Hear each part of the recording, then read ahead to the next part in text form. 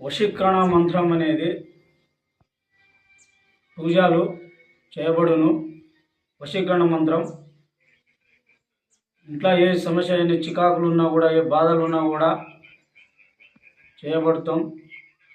వశీకరణ మంత్రం అనేది ఓం త్రకాలమ్మ భజ్యంతి సురూరితి వేషినితి కర్మ జంగ్ని కాశిని ఉపృక్త భేతాన పిశాసిని దుష్పభద్రకాళికమ్మ చంద్రు పురుషిని కురు బ్రహ్మణ దావిని అనేది పూజ అనేది ఈ దీనికి పనికొస్తుంది. ఆ పూజా కార్యక్రమాలు అనేది ఇంటికాడ వచ్చైనా కూడా చేస్తాం. మళ్ళీ మీరు కూడా మా గుడికాడ వచ్చి కూడా చేపించుకోవచ్చు. అష్టదిబంధన అనేది ఇల్లు బాగా చేయడం, హోమాలు అనేది ఉంటుంది, యజ్ఞాలు అనేది జరుగుతూనే ఉంటుంది.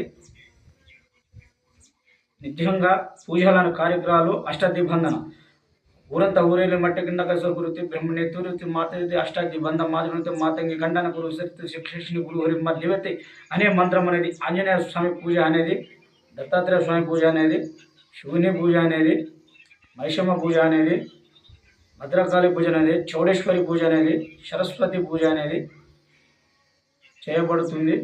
మా నెంబర్ కూడా డిస్ప్లే మీద ఉంటుంది.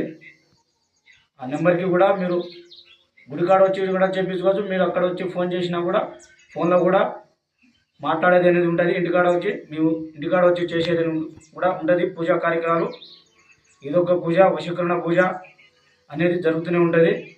గట్టిగా ఉంటుంది, ఫెయిల్ అనేది ఉండదు.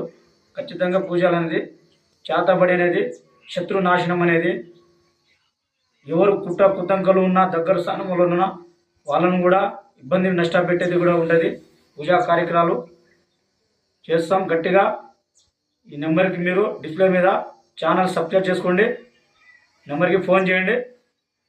ఏ విషయంలో ఉన్నా, ఏ సమస్య ఉన్నా కూడా గట్టిగా చేస్తామనేది చేస్తున్నాం. దేవుని దయ వల్ల సెట్ చేస్తున్నాం. సబ్స్క్రైబ్ చేసుకోండి ఛానల్కి. నమస్కారం.